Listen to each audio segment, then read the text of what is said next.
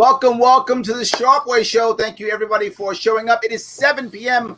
on the East Coast. So what's the rules? You got to look at my mug. That's true. You do. It's okay. It's a handsome mug. But you know what I'm going to ask you to do? Like, comment, share. If you don't like, comment, share, people aren't going to know what we're doing out here. And it does matter. So please take those couple seconds to like, comment, share. If you've got the big bucks, if you've been doing well, then throw some money my way. I know some of you are making out like bandits, and those of you who are, throw some cash my way. So you can do 25 bucks a month, 100 bucks a month if you're filthy rich. Please do that. I love it. If you're not, no worries. Theadvocates.org doesn't want your money, just some of your time. Do me a favor. Take the world's smallest political quiz and or share it. Let your friends know it's out there. Makes them happy, makes me happy, doesn't cost you a dime. And if you actually happen to like CBD products, head over to Grown Selection, libertarian-owned company. Put in Sharpe Way 20 for 20% off.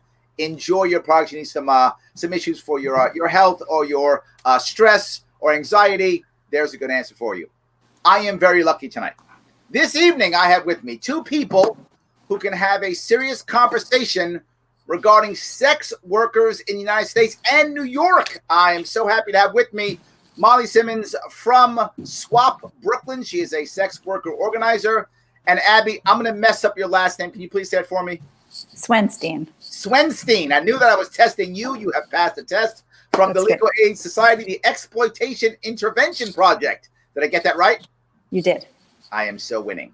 So yes, these two people here, I appreciate you guys showing up today. And the reason why I even reached out is because I saw a CNN special. This is Life with Lisa Ling, and she was talking about massage parlors, and she immediately went into the idea of sex workers and sex trafficking and human trafficking and all those things. And someone from the Legal Aid Society was on there, and the answer she gave Lisa Ling was basically decriminalize it. Stop people from fighting, and we won't have a problem. I would love if I could, Molly, someone who's been in that industry, understands the industry, is a sex worker or organizer. Are they right? Are they wrong? What's the answer here? Yeah, as someone who works very closely with sex worker communities, I am obviously a huge proponent of full decriminalization. I believe it's the only effective way to end abuses and exploitation in the sex industry. And actually decriminalization provides avenues to provide more support for survivors of sex trafficking as well. So yes, full proponent of full decriminalization over here. But sex trafficking, right? That's the part that drives me crazy.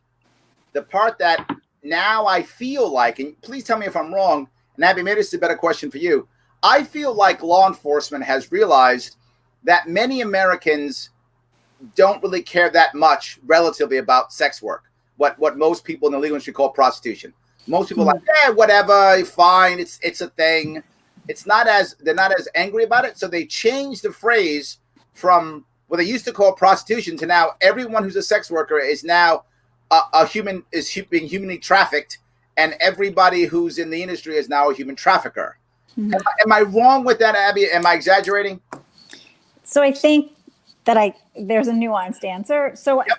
I think that it's not true that all Americans don't care about prostitution. I mean, there are some states, Pennsylvania, for example, where if you've had a few prostitution arrests, you're going to state prison if you're convicted after a certain number. Perhaps in a state like New York, people are coming around to the idea that prostitution itself should not be criminalized. So, so that's the first thing. It is. And I'm very happy and excited to hear presidential candidates, in the primaries talking about decriminalization, and to hearing President-elect Joe Biden talking about decriminalization. I don't know if anything's going to happen, but the country's really divided. So sex work and trafficking are not the same thing. They are conflated quite often.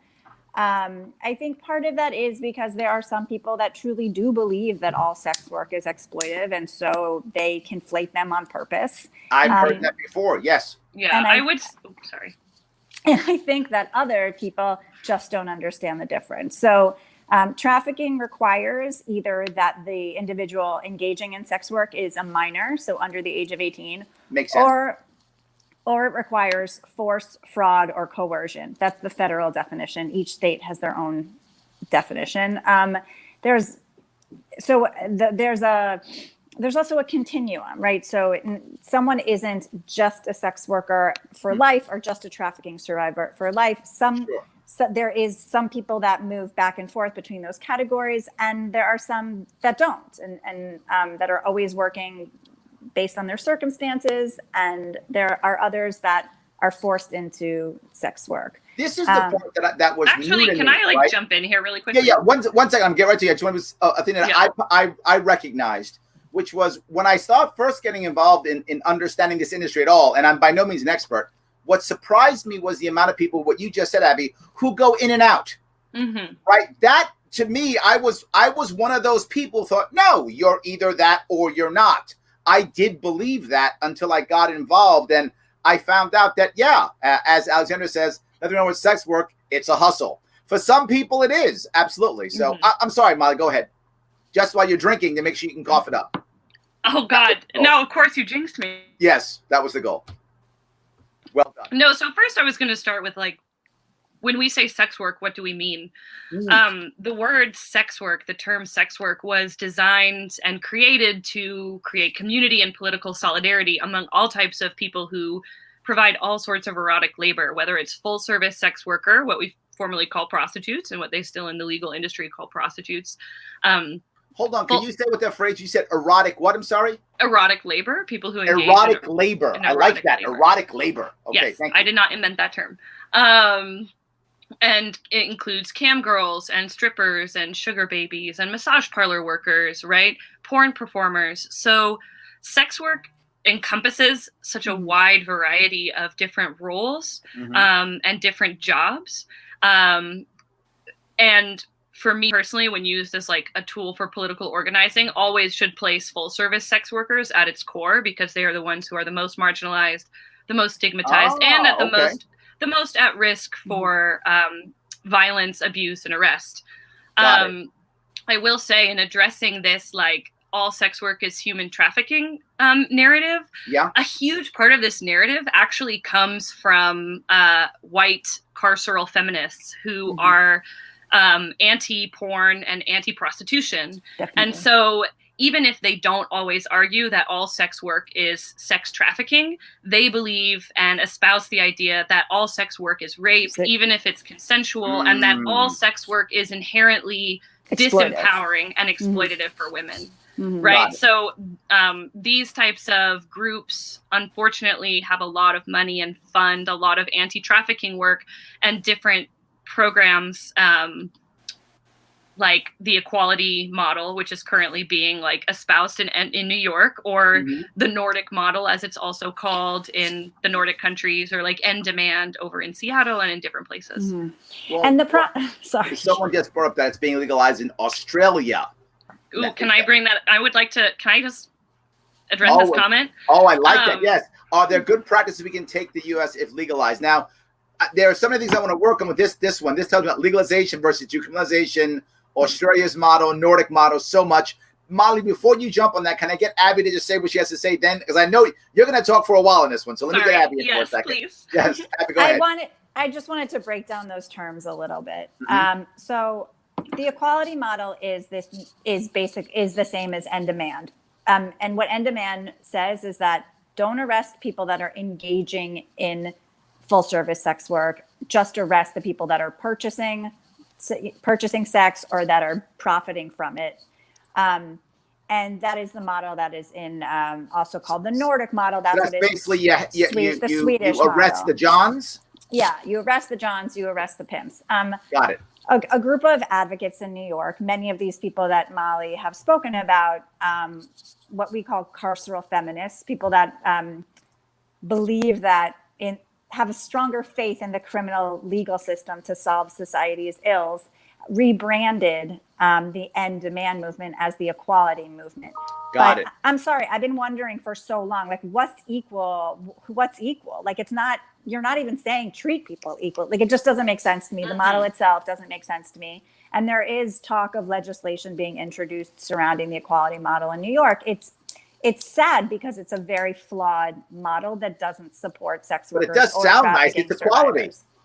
Right. I can name something else. Right. We can name things a nice thing too. We could call it the chocolate sprinkle sundae model, but it's like still not it's so good. Let's do that. one. I love that one. I do love chocolate sprinkles, so I'd probably vote for that one. I probably would. I love that's great. Thank you. That's great. So you wanted to say something, Molly. I know you did. I brought up Australia, and Molly was ready to jump through the screen. So go ahead, please. Because I've been following this comment feed, and just want to address some of the things that people have been bringing up with legalization, right? Legalization and things that are like, pay your taxes, get health checks, et cetera, have mandates. So first, just a note on decriminalization versus legalization. Decriminalization is what we fight for at SWOP Brooklyn. It's the full decriminalization of the sex industry, right?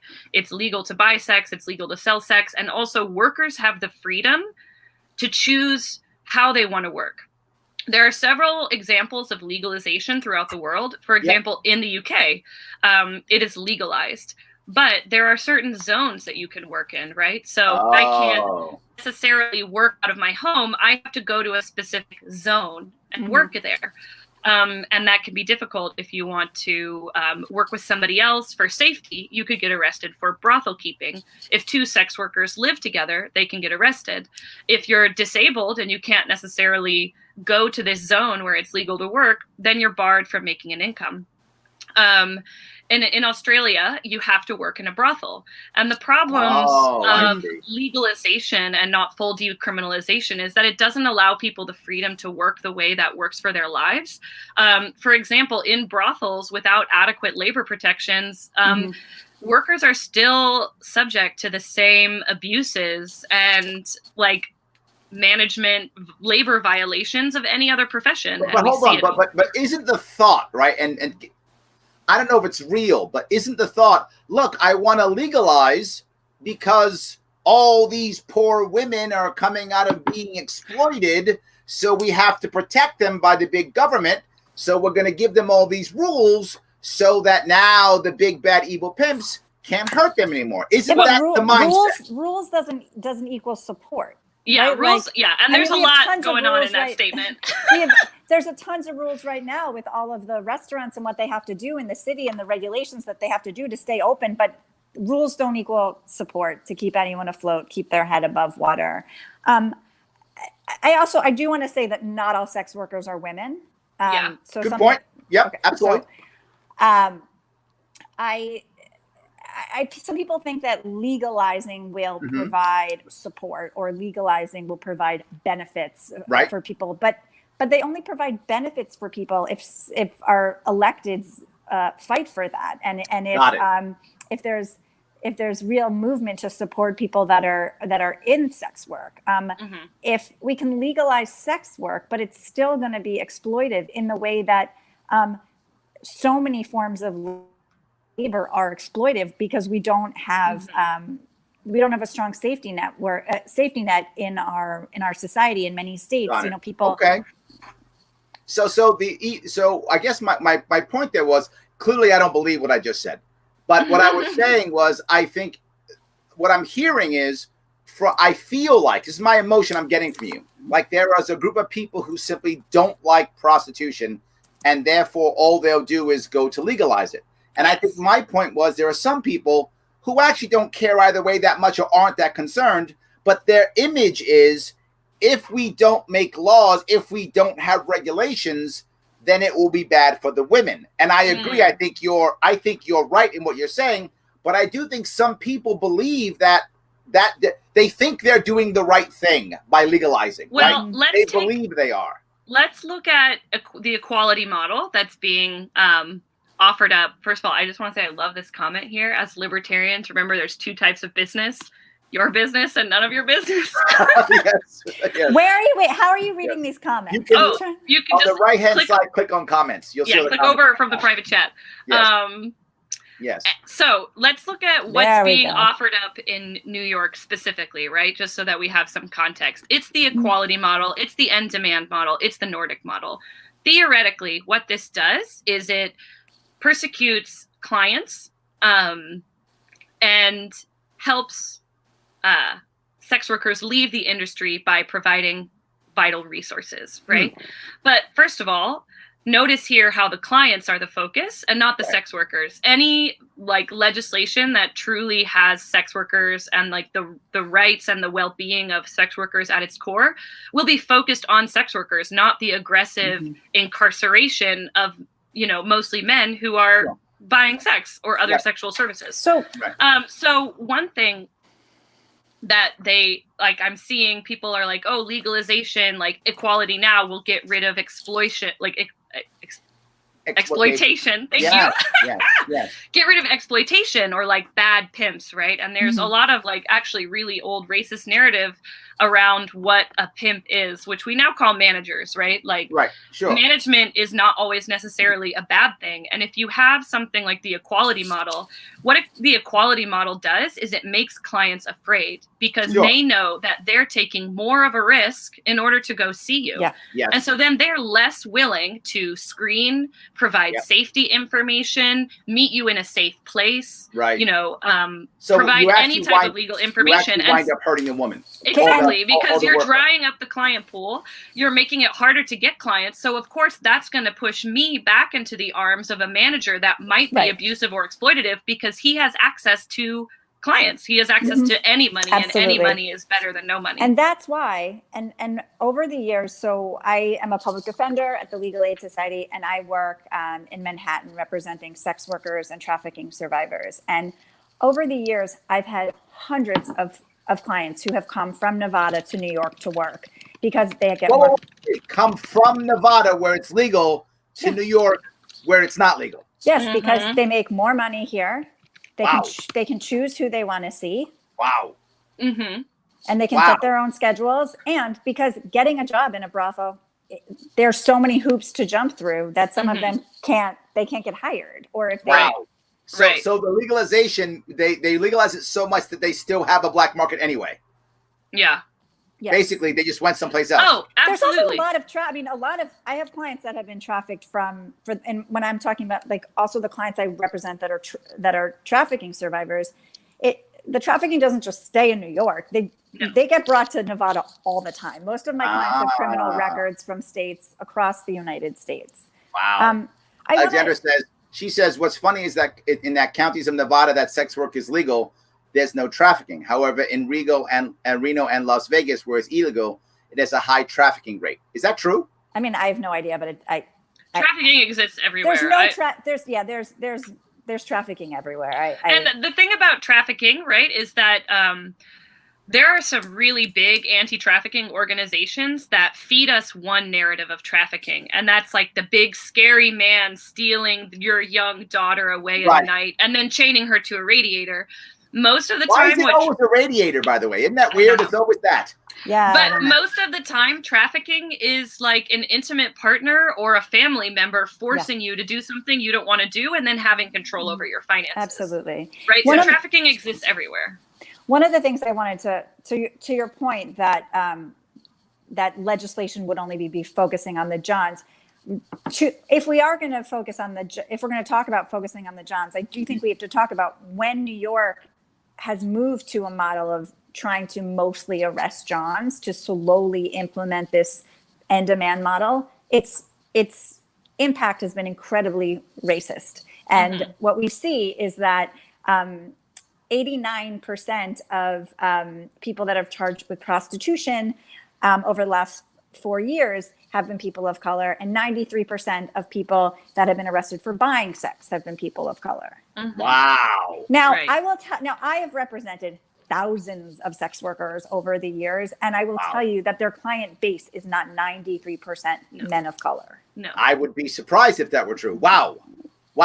Oh my God. And ultimately, like the other arm of that, right? Like end demand, its goal is not support sex workers. Its goal is slowly eliminate prostitution, right? Decriminalization is the only like legislative avenue that actually supports sex workers. And the way that the other arm of the equality now, the end demand model, that's like, oh, we want to provide vital resources to workers so they can leave the industry, those never get actualized. No. Because what people need is cheaper free housing, consistent mental health care, free medical care, child care. And you know what? They can't offer it. No. So my clients that have been trafficked and that cooperate with law enforcement, they can't even offer it to them. Like, the federal government has all their resources to investigate traffickers, but when they bring a client of mine into their office, they can offer them a moving allowance. They can't pay their rent when they get there. What's the point of the moving allowance? And the state system can offer even less than the federal system. Yeah. So there's no incentive for you to even cooperate. They're taking you out of a situation and trying to help you, but then not helping you at all in reality. Exactly, because our government is not equipped to provide resources for people to actually survive and thrive. And that's why people enter the sex industry in the first place, because there's almost no barrier to entry and it provides them immediate income when they need it. I just want to say, aren't you worried about this right here, right? Guy says work, pay taxes, schedule the health checks. Okay, yes, I actually saw that earlier, and there were two things I wanted to say. One is that a lot of sex workers already pay taxes, income taxes, right? Like, people pay income taxes. But wait, what you're doing is illegal. So how can you pay taxes, right? You claim your taxes like any other independent contractor, and you pay your taxes.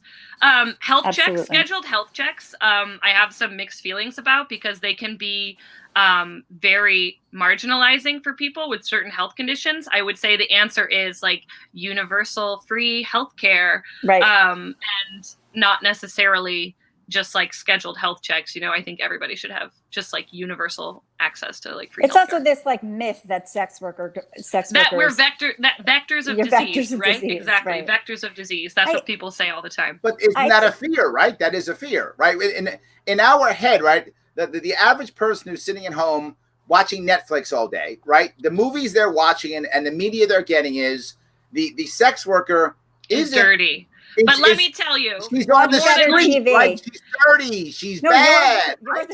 You know what? It's like something like 50% of the U.S. population has herpes and HPV, and I know that 50% of the population are not sex workers. So I'm like, maybe sex education is just really poor in our country in general. And I think it's that.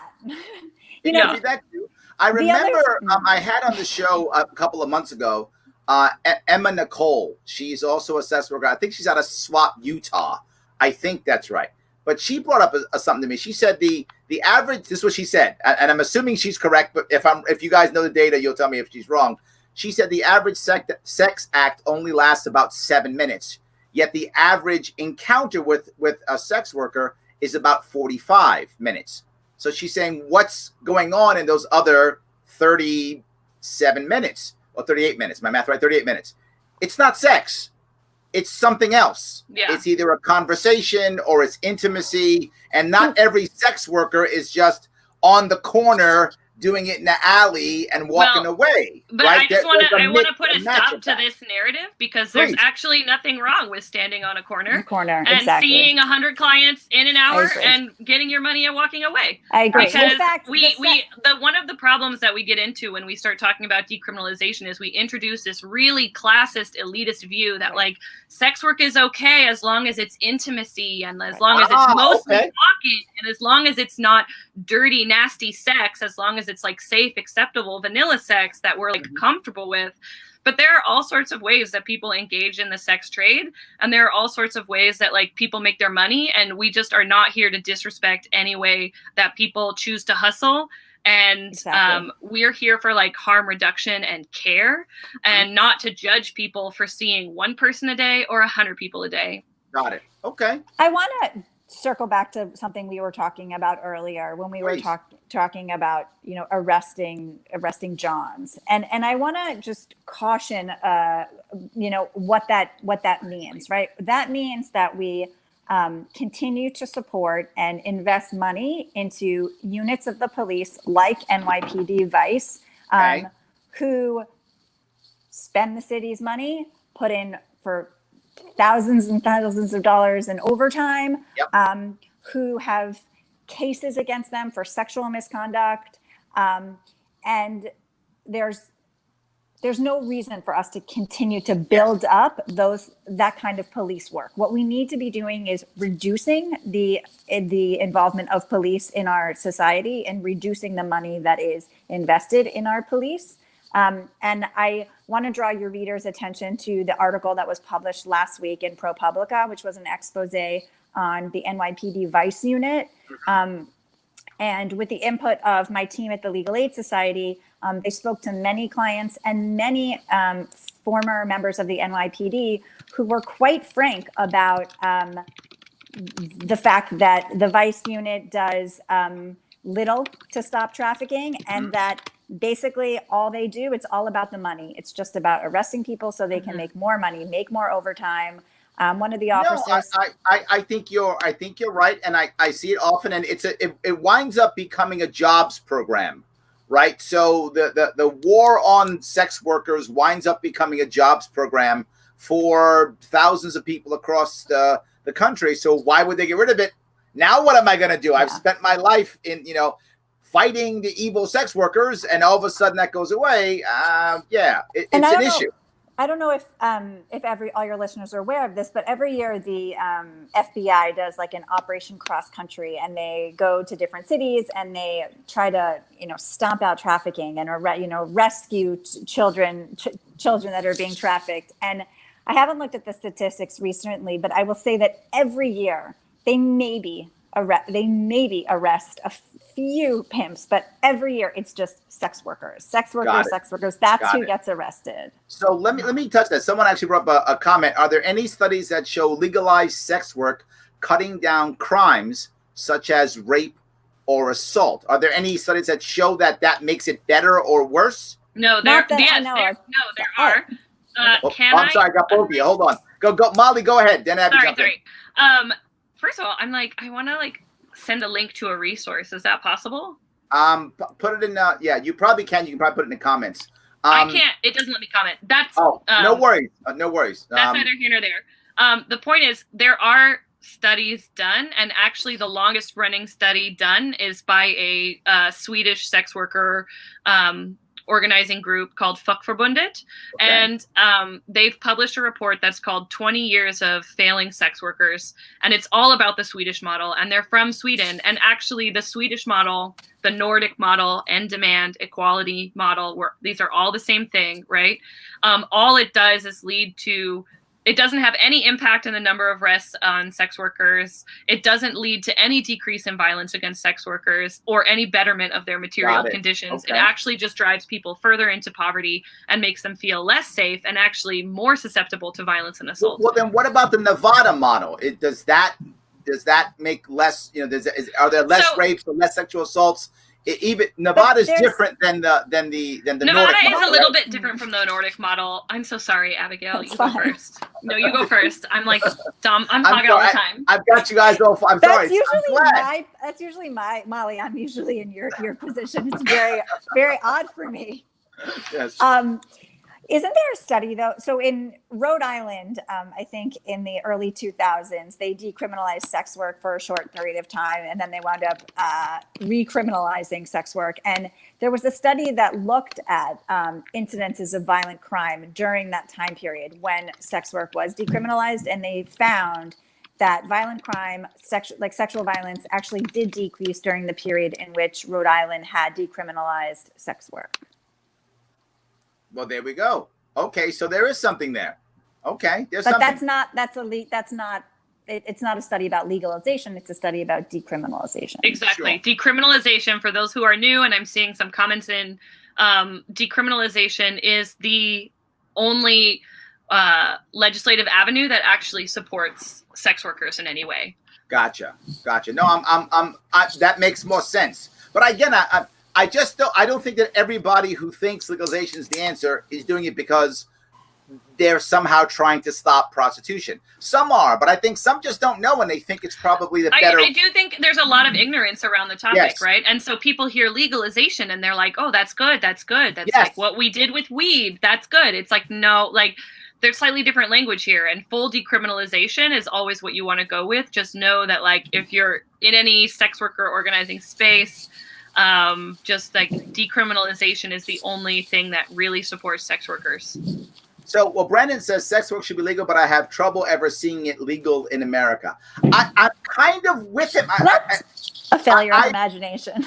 I'm a little concerned about that. But look, New York State doesn't have legalized weed yet. I mean, this is New York. We're supposed to be the liberal bastion of the country. New York City, maybe. It's still not. I mean, I don't know. I'm just, I get what Brandon's saying, right? If New York can't do it, how is Oklahoma going to do it, right? I mean, it does seem difficult, right? Am I fooling myself? I think Brandon's got a point. One fight at a time. One fight at a time. I'm like, it takes a lot of work, and there's a lot of conversations that have to be had to undo stigma around sex work. But there also are other states that are more, like New York might be left or maybe progressive, but there's other states that lean more libertarian, and they are having more nuanced and more active conversations about decriminalization. And, Molly and I know people that are doing advocacy work in those states, and, maybe New York won't be the first. I certainly don't think we will be. But I don't think so either. I'm with you. But,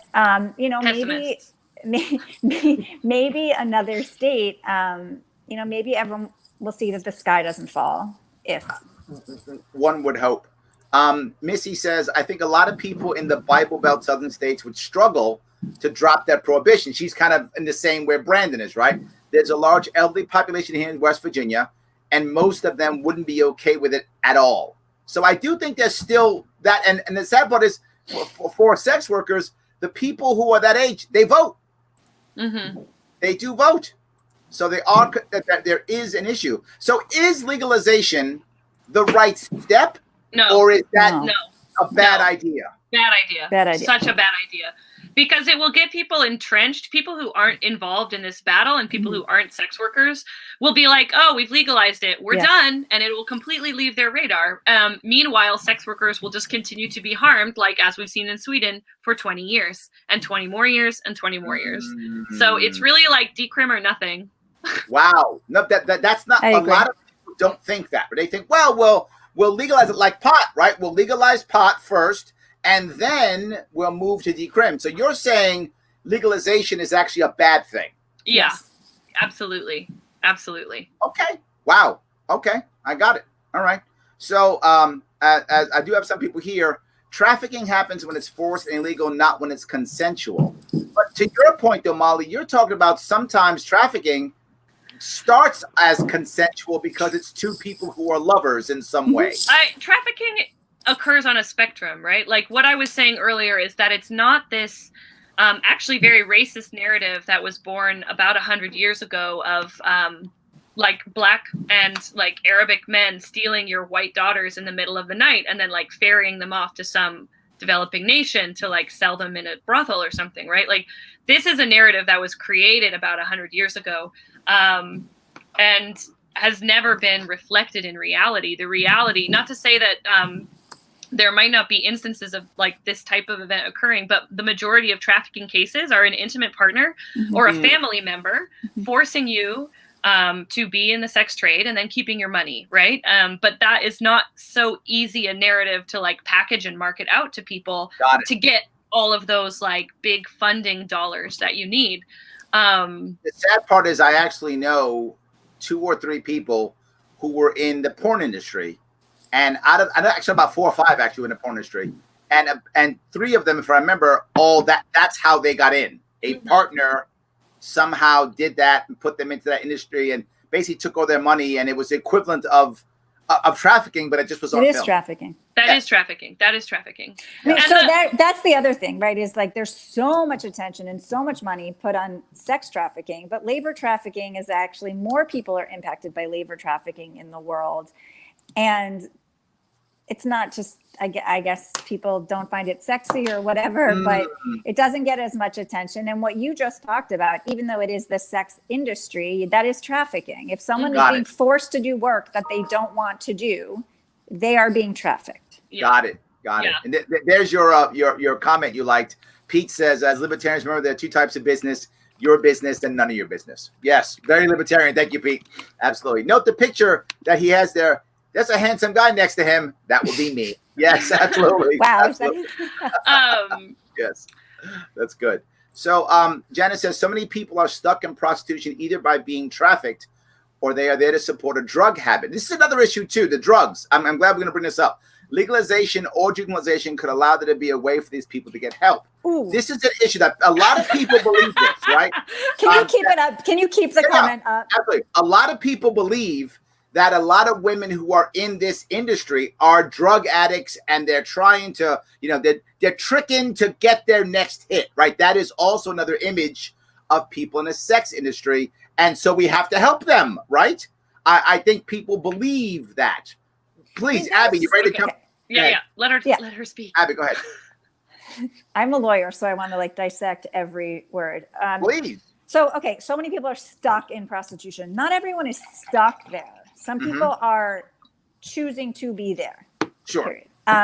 So yes, there are people that are in sex work that have a substance abuse issue, but there are also people that are lawyers that have a substance abuse issue, doctors, people that work at McDonald's, people that clean your house, people that do everything. And if we believe that work is work and that anything that you do that puts food on the table should be valued, then if you need drugs because you have a chemical dependency, which is a public health issue, and the only way to get your drugs is to engage in sex work, go engage in sex work and get your drugs, right? How to take care of yourself. And I think that what I hear in this statement is that someone else has a better idea for how you should be living your life and taking care of yourself than that individual does. Yeah.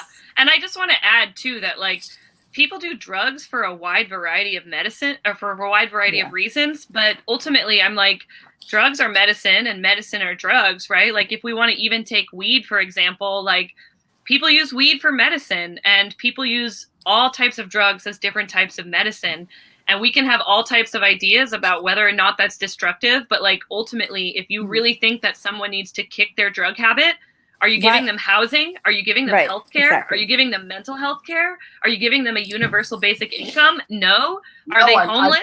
Are they on the street? Exactly. So people use drugs for a wide variety of reasons. And a huge part of this is undoing the stigma that we have around people who use drugs. And then the sentence that legalization or decriminalization could allow there to be a way for people to get help. How?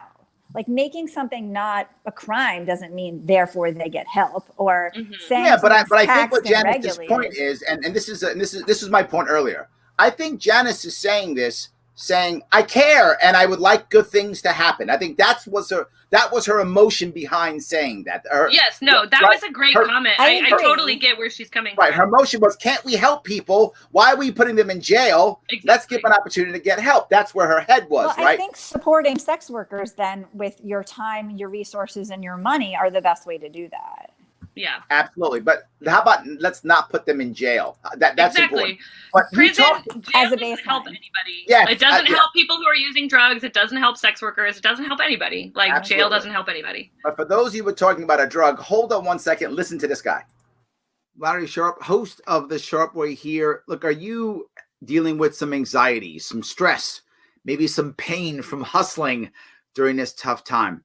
If you think a CBD product might help you relieve some of that anxiety or pain, head on over to grownselection.com.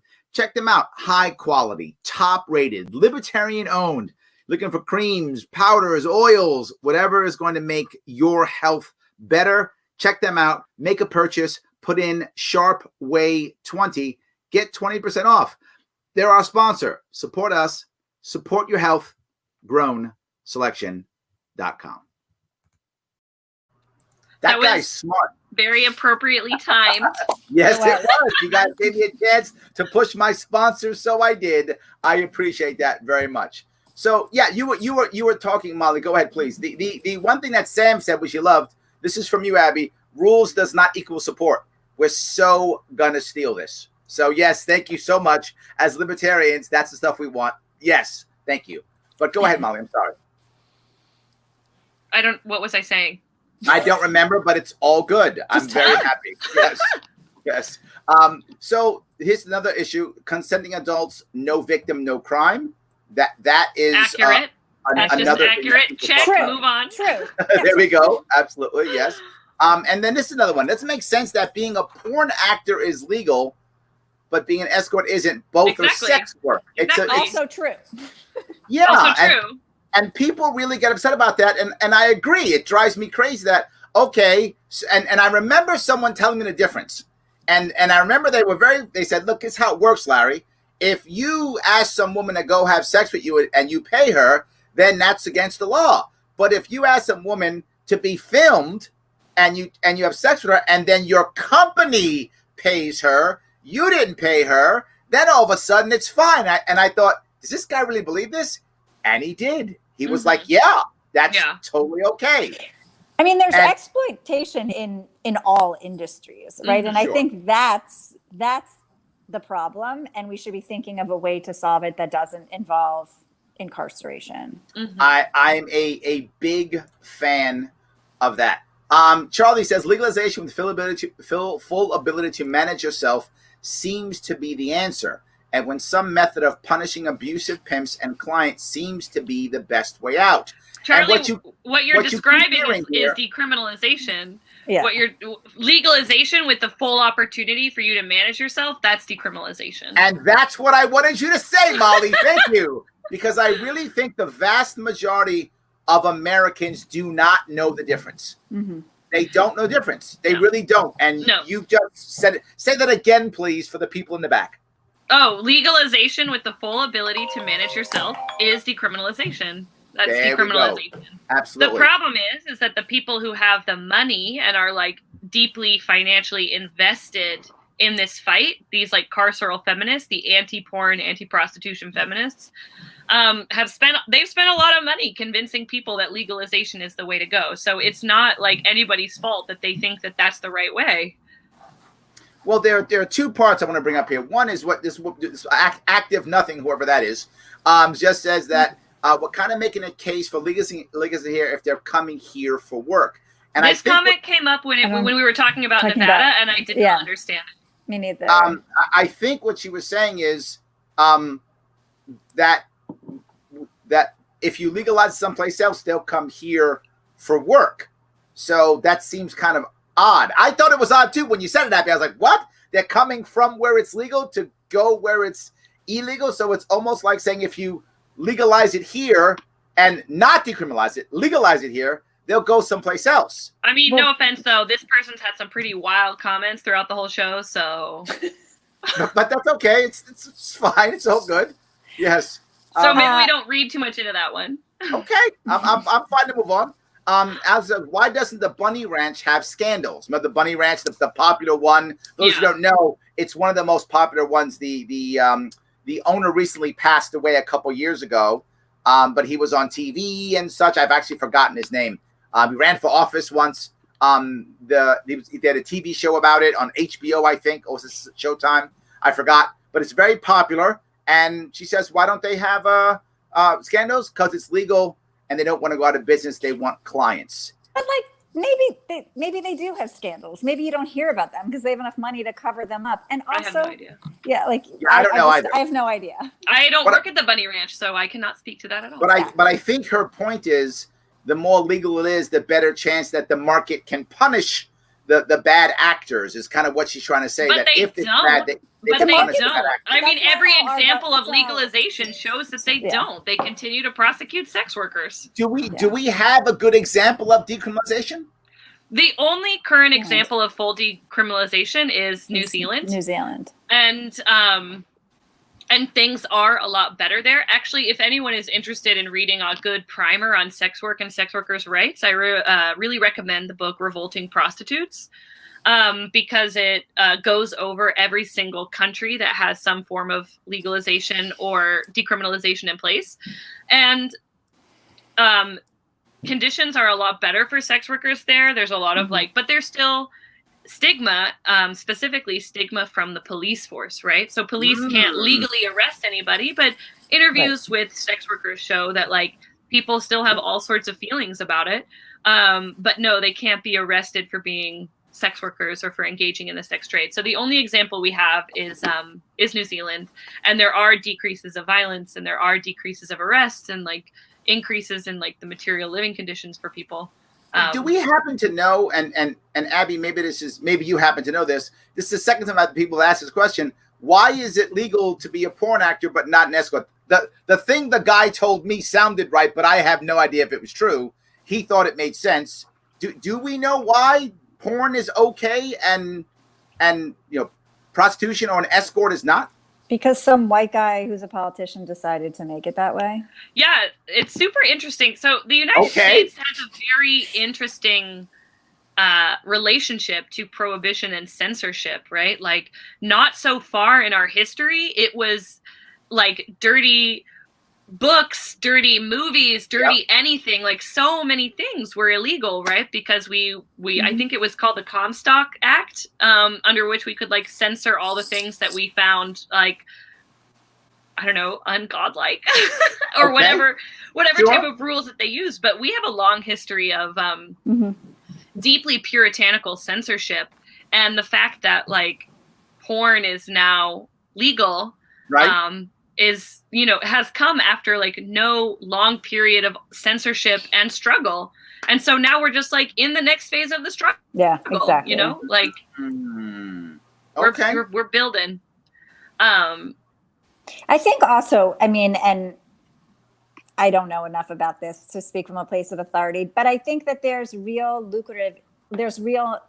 money in porn for people that are porn producers and that are, big production houses are making a lot of money. And we're probably very instrumental in getting the needle to move in that direction to make that legal. Oh, I see. So you think the porn industry also had enough power to impact that?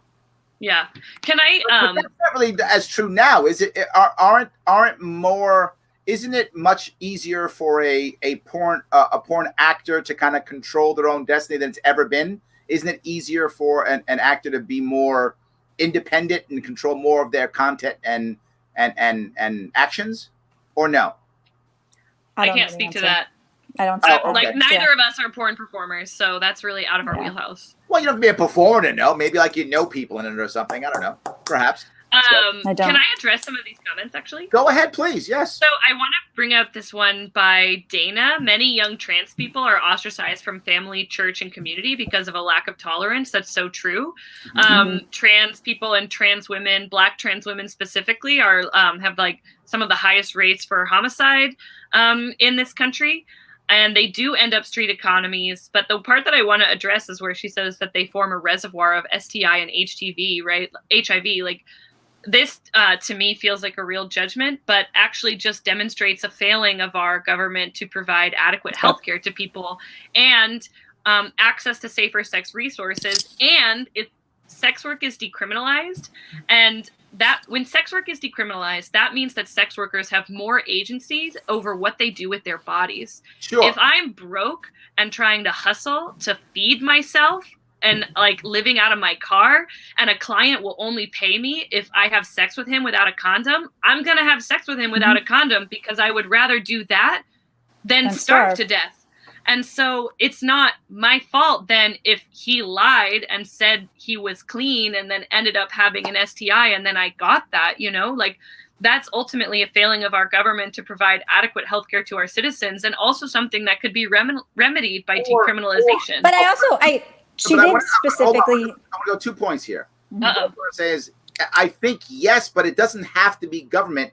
It could be something as simple as our own communities supporting ourselves better. It could be that too. Well, and I want to be sure that if we had better social structures and not just government, then the odds of someone finding themselves in that position, I think, go down a whole lot.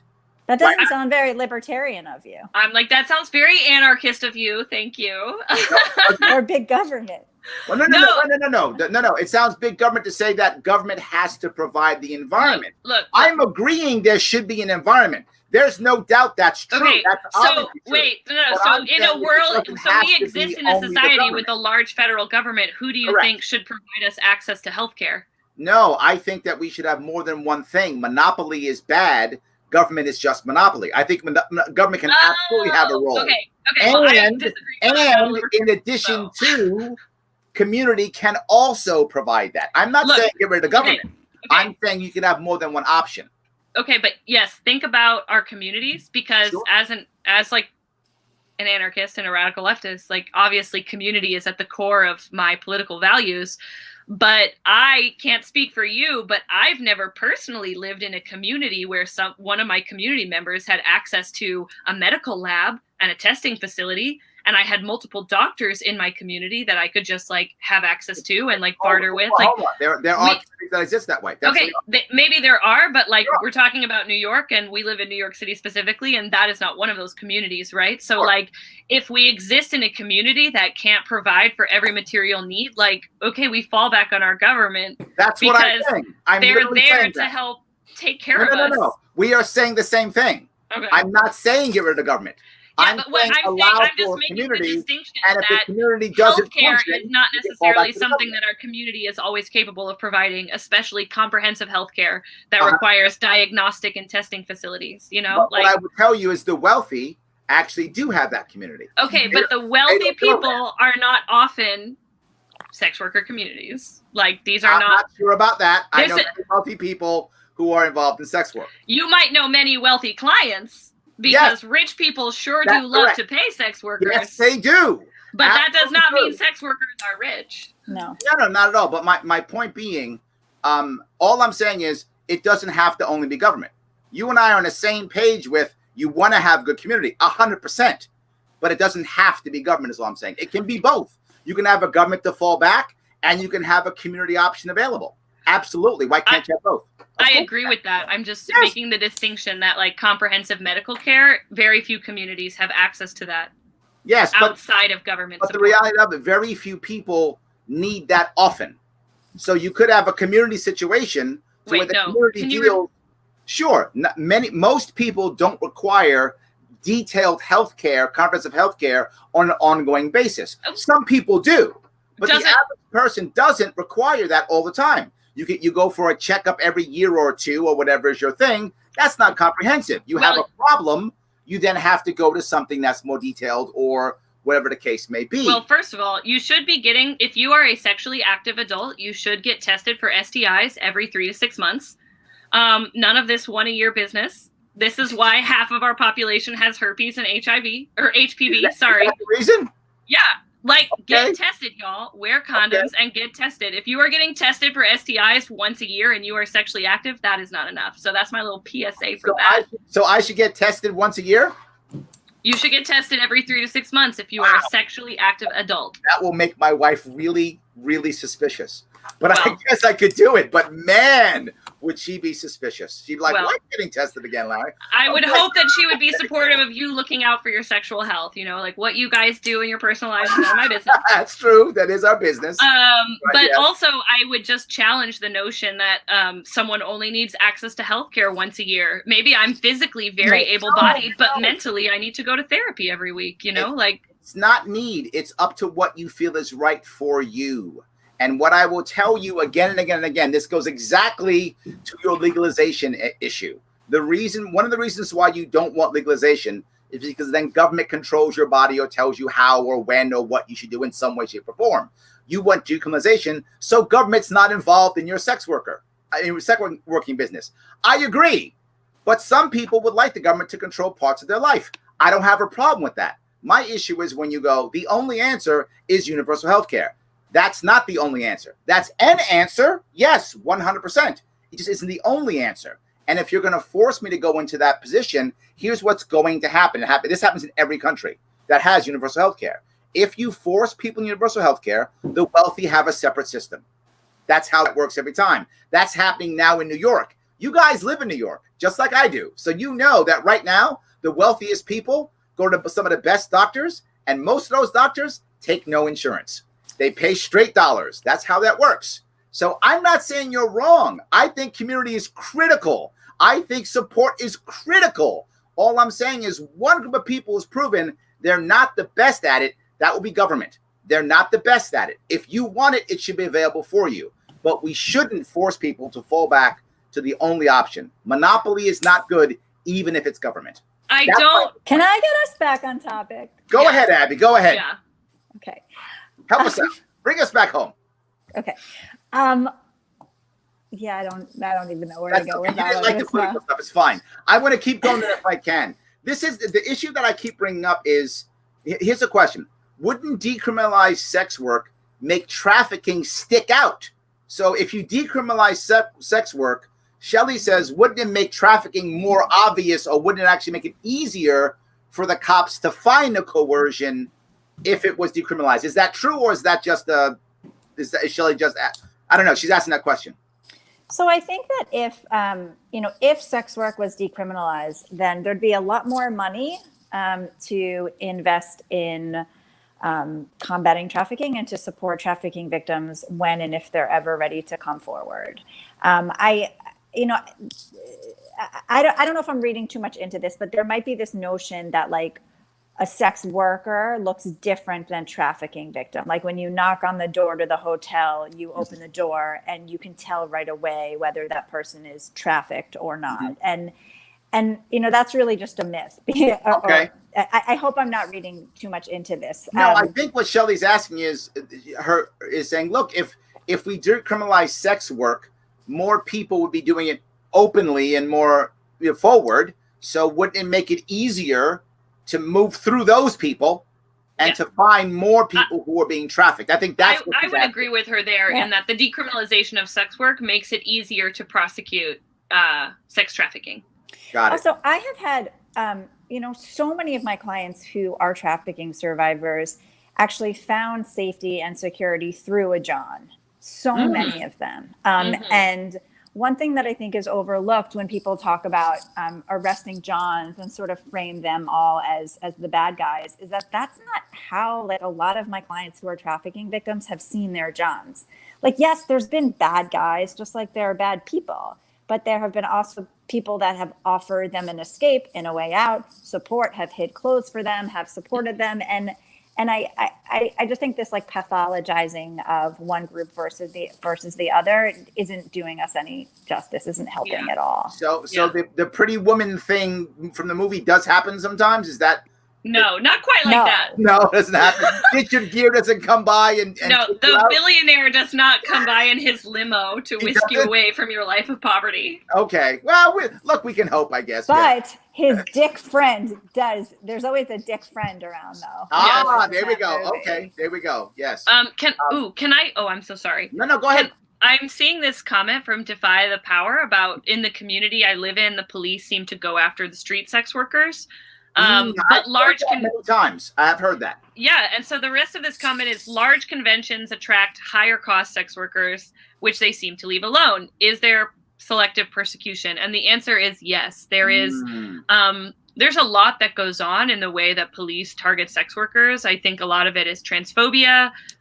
There's a lot of xenophobia. There's a lot of classism, and there's a lot of racism, right? So the people that tend to get targeted most for arrest are Black, they're trans, they're migrants, and they're street workers, right? So really like the poorest, most marginalized people who are like most in need of support are always the people that get targeted first by the police. What's interesting though, is I would say that the trend in New York, at least in the 5 boroughs, has actually been arresting people that are not working on the street, at least in the past couple years. Okay.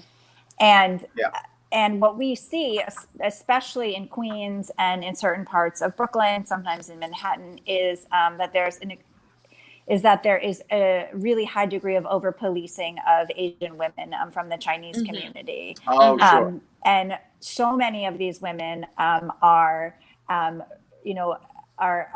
they don't speak English. They don't have immigration status. Some of them are being trafficked, but some of them aren't. Their opportunity for economic growth in this country is so limited due to so many factors. And they have really been targeted to an extreme level by the NYPD. And they're also victimized routinely by the NYPD because they know that these are not people that are going to come forward and file complaints. Exactly. They can't fight back. Exactly. Yes, absolutely. You brought up something earlier about the trans community. I remember hearing this again when I was involved with SWOP in another state. someone said something to me which really blew my mind once I heard it, it made sense to me. She said, one of the reasons why trans women go into the sex industry is that some of these women are not accepted at all as women in their normal life. They're just not accepted at all as women. They try to be, but they're not accepted. Their family doesn't, their friends don't, peer groups don't. But they basically, this is her words. Her words were, they throw on some makeup and a dress, go into the sex industry, and they're treated like a woman immediately. And it gives them some way of feeling like a woman. Is that something that's real, or is that just someone who's, I think that's a really offensive statement. That's what someone told me. Well, okay, why don't we just reframe it as this? Trans women are heavily ostracized by their families and in workplaces, and a lot of traditional workplaces are unsafe environments for them.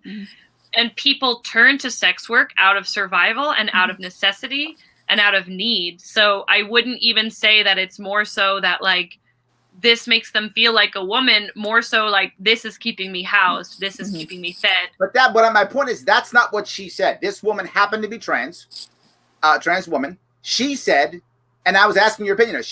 Her words: put on makeup, slap on makeup, put on a dress, and you can feel like a woman. And that's why I'm not going to disagree with a trans sex worker on her own feelings. Exactly. If that's what she said, that's what she said. Right.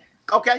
But I would just say that, like, offer up that, trans women are routinely marginalized and cut out of traditional workspaces. And so sex work has almost no barriers to entry. And that's why people go in it. I think that's Molly is definitely, I don't know. I think it's wiser not to surmise and let someone else just stand by what they said. But it sounds to me like there was a little bit of sarcasm in that statement. I can't imagine a trans, woman just saying, in sincerity, like the statement that you said. Okay. Maybe it's wrong. Okay. This is Kyle. Kyle says, we need to understand the idea that in our personal lives, it's okay to be against something, meaning we would not engage in ourselves, sex work, drugs, etc. But that doesn't mean the government should use force to stop something that is consensual. Decriminalize it because capitalism breeds peace. Oh, I like that. That sounds cool. You had me until capitalism breeds peace, but I like the rest of it. No, come on, you guys. No, I'm sorry. Strictly anti-capitalist in this household. I thought you were an anarchist. That allows for no, anarchism is. I'm not an anarcho-capitalist. I'm not an ANCAP. My beliefs are diametrically opposed from capitalism. So you're not as cool as I hoped you were. It's fine. No, that's all right. I still love you guys. It's fine. No worries. Our similarities are always greater than our differences. There we go. Absolutely. Yes. Helen says, as a Christian, I want to be free to try to talk sex workers into beginning a different career. Legal oppression actually makes that more difficult, not as difficult. It's a valid point, right? If she cares and she believes that you're wrong, if it's decriminalized, she can actually have a chance at convincing you that her way is the right way and that you should go do something else. Can you leave that comment up, please? Because they're like, Yes. She's right. I feel like no matter what I say, Molly's going to say it much more eloquently, but do you need that freedom? And I don't think any of us need the freedom to tell other people like what careers to choose. Mm-hmm. No. We don't need it. But hold on. I'm going to touch this piece. You're right. We don't need it. But we do have a First Amendment right. And if we want to talk it and hope that I'm here telling people that I think libertarian is the right answer. I don't need to do that. I have a right to do so. And I want to do that. And I'm not forcing you guys to become libertarians. I wish you would. But I'm not forcing you to become libertarians. But I have a right to talk to you about it. But but her point is, if this was a legal conversation, then we couldn't do it.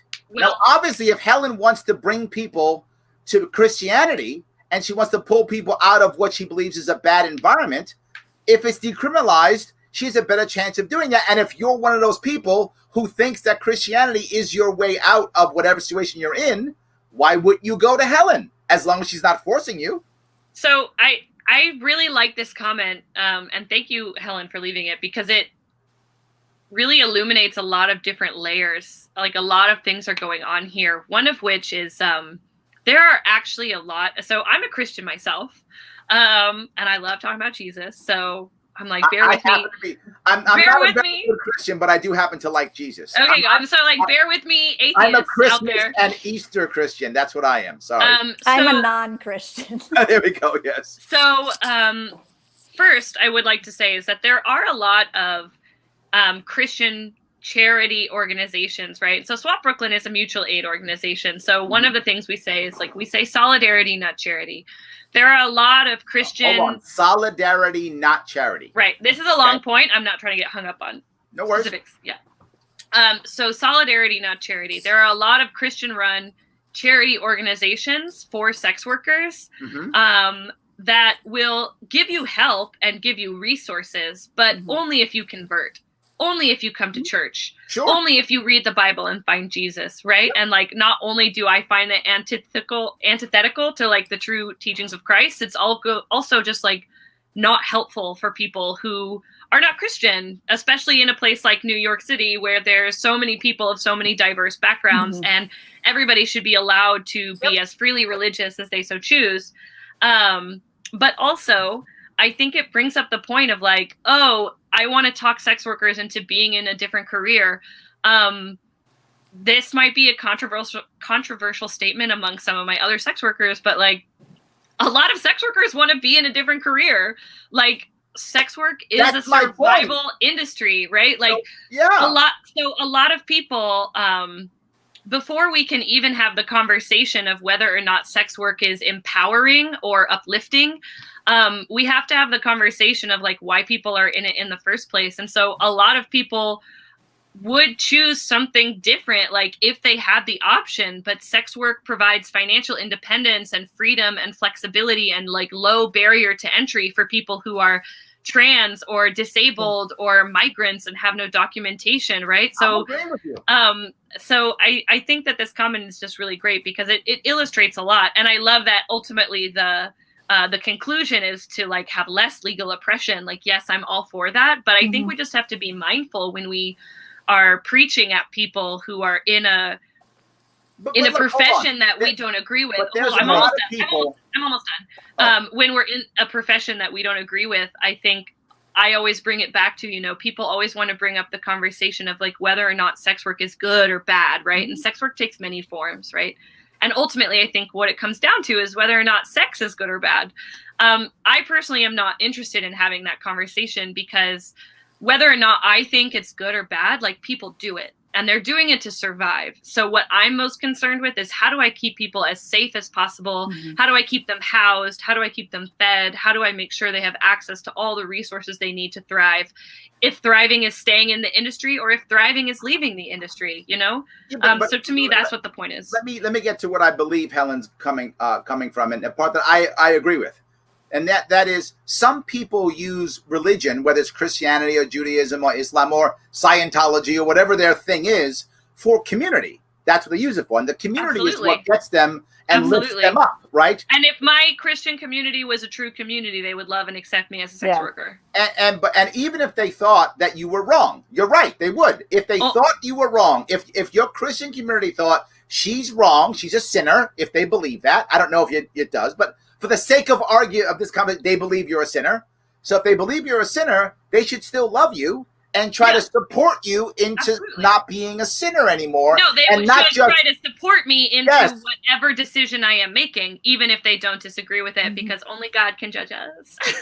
I like where you're going. My point being, though, people do decide within their communities what is right or wrong. If you go to a 12-step program, you have to believe in a higher power. So an atheist has to either lie or can't go to a 12-step program.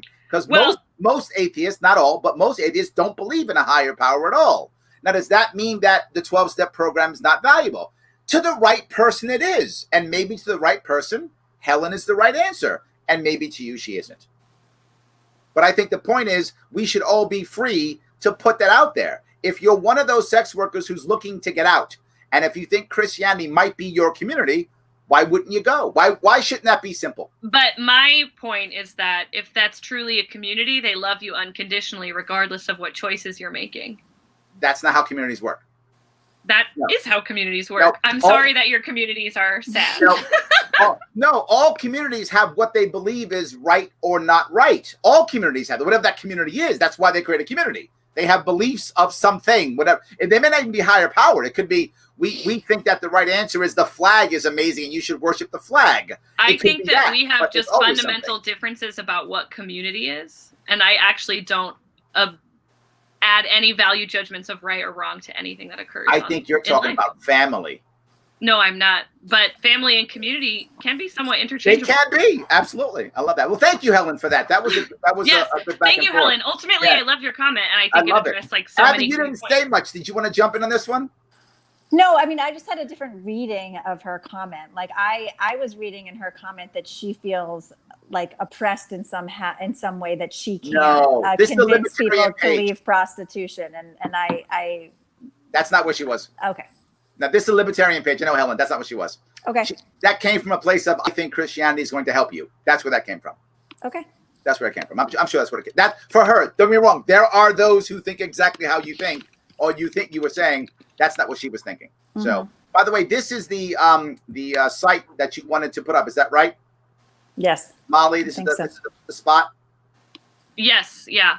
So for those of you who are concerned or want to get some more information, this is the spot that we were talking about. Please go ahead. Check that out. Yes. So, all right. So let me keep going if I can. The restaurant industry has a higher rate of drug use than any other industry. That's at that. Probably true. I mean, okay. I have no idea, but that's believable though, right? I mean, I don't know if that's true, but that's totally believable though. They're doing a lot of coke over there. They got to stay awake all night. Well, no, what's funny is now I do a lot of work on Wall Street. I used to before Governor Cuomo. So you're well acquainted with our friend cocaine. But now it's Adderall. All right. They now snort Adderall. That's because they all grew up. Yeah. Well, when Adderall was popular. Yes. Now they can afford psychiatrists who will prescribe it. That's correct. And they snort Adderall now. They'll crush it up, the pills, and snort Adderall. That's fucking crazy. Yes, that's the thing. Yes. You can drop F-bombs, no worries at all. No good. Yes. All right. Hold on. Okay, my comment was taken out of context. I do not think that all people in sex work have a drug habit. See? So she's saying that. Awesome. Out of context. We love that. No, but she does have a Blue Lives Matter. We're going to let that one go, though. We're going to let that one go. Blue Lives Matter. Look at you guys judging everybody. Some people like cops. What's wrong with that?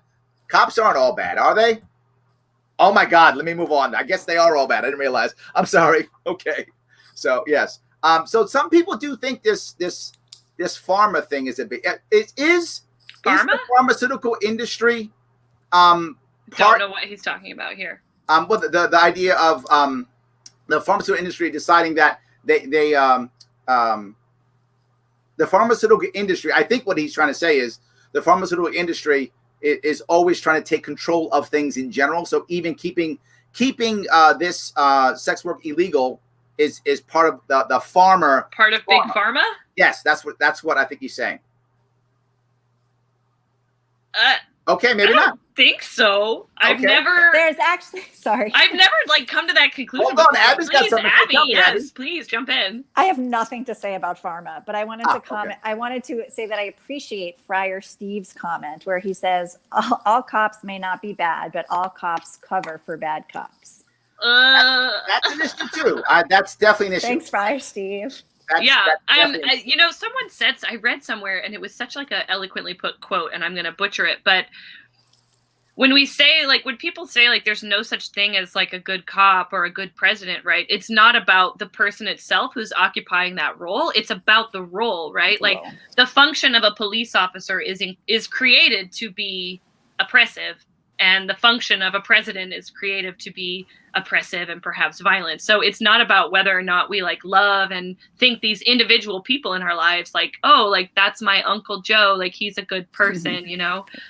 It's about the fact that like the way the police force is structured, it's structured to enact violence on the most marginalized people in our society, regardless of whether or not your family member is a good person. Okay.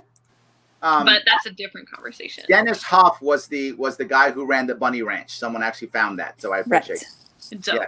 Yeah. Of course, you mentioned this already, right? We talked about this one already. Yes. Mm-hmm.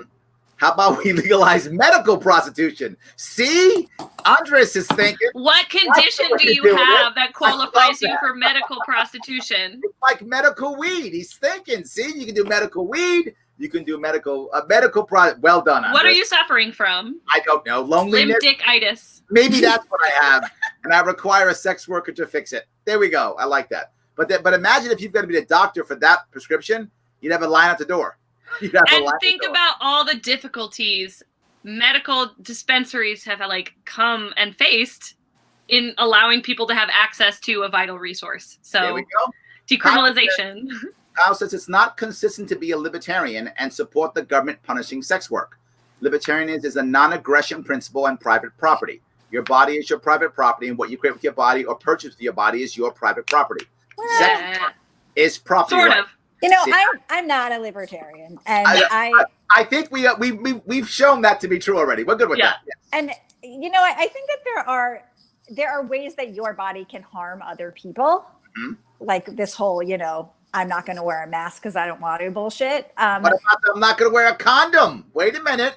That's actually a form of rape. If you remove a condom during sex without the consent of your partner, that is rape. So these are two different things. Like I just want to say that I do support the principle that there are certain things that humans should not be able to do with their bodies, and certain things that human beings should be able to do with their bodies. We talked about the idea of being a libertarian or not, and so hold on for just one. Listen to this guy. It's a very tough time right now to have a real conversation politically about where the country should go right now. Mad at this guy, not mad at that guy, big problems. How do you do that? How do you have that conversation? Starts with respect, not leading with facts and opinions, but instead leading with respect, mutual respect, human respect. What can we use to make that happen? The world's smallest political quiz at theadvocates.org. Go there, take that test, show people that test, show them the issues, and have the conversation with your family and friends to make an actual change and have a real conversation in this country. Theadvocates.org. You gave me a spot to push my sponsor, so I had to do it, guys. Thank you so much. It wasn't quite as smooth as a CBD, but I still appreciate it. It was. I do what I can. I do what I can. But taking it back to that previous comment, I agree with him. Only I disagree slightly with the framing of it being posed as private property rights. But again, ultimately, we're kind of on the same page. So I'm yeah, absolutely not going to argue that one. Absolutely. Well, Friar Steve says, I agree. All communities not built on only strict rules and regulations. Come as you are community means just that. So there we go. So I guess I was wrong. Not all communities have rules. Thank you, Friar. No, that's not. So community agreements and rules are rules and agreements are different things. Okay. But we don't have to get into that. But I think that you and I just think of and conceptualize community in very different ways, and that's okay. I love it. I'm totally okay. Absolutely. So let me ask, before we wrap this up, is there anything you guys want to chat about that we have somehow missed? Yeah, I do. Please, tell me. So Molly was yelling at me half of the show, so that's fine. Go ahead, Abby. Go ahead. So I would like to encourage everyone that's listening that says that they care about sex work and trafficking survivors to look into some of the laws that are currently pending, legislation that's pending in your state right now. I can only speak specifically to laws that are pending in New York, but there is a law right now that would repeal a law that allows police officers to arrest people just because they believe they have the intention of engaging in sex work. That law is called Loitering for the Purposes of Prostitution. I encourage you to learn about that law, learn about why it's flawed, and to call your legislator and get that law passed. It has bipartisan support. There is decriminalization legislation pending that was put forth by Senators Salazar and Ramos. It is a good bill, and I think people should support it. Here we go. If you are interested in supporting re-entry for trafficking survivors, I encourage you to find out more about the START Act, which is another bill that pending legislation that has been sponsored by Senator Ramos and Assemblymember Gottfried. There we go. So for you guys, and by the way, I actually put the link for the Exploitation Intervention Project. Did I get it right? You did. And I put the link actually in the show notes. So those of you who are interested, please click on that link to get more information for that. And of course, there's also SWOP Brooklyn that also is in the show notes. But go ahead. Sorry. Molly's organization, the organization that she is here on behalf of, and my organization both take donations that go directly to sex workers. And so I want to encourage you, anyone that's listening that wants to support sex workers, to head on over to our pages and make donations, because trust me, people need money right now. Very true. Sex workers are hurting right now. That's true, right? Less and less people heading out there and engaging because of fear and the getting COVID and. Oh yeah, we didn't even talk about COVID, but that's a whole other. Absolutely. See, government shouldn't be shutting us down. Should be more libertarian, Abby. See that? See that? Government should be providing universal basic income while they shut us down, so that we don't die of COVID. I actually agree with Molly on this. But to be forward, that there is a form of UBI that is semi-libertarian, and it's called the negative income tax. And if you are interested at all in that, that was actually proposed by Milton Friedman back, I think, in the 80s, if I'm not mistaken. Maybe send me the link, baby. I'll read it. Yes, I will actually send it to you. It is a form of UBI that is libertarian-ish, that some libertarians are okay with. So even then, we can find some kind of common ground. Our similarities are always greater than our differences. I love that. Guys, thank you so much for coming on this evening. I really appreciate it. Everyone, thank you so much for watching, and great questions, great comments. If you guys want to afterwards, you can go on to Facebook or YouTube and you can answer some more comments. If you want to do some online fighting, please enjoy. Guys, have a great night. I will be back tomorrow night, and I will see you all very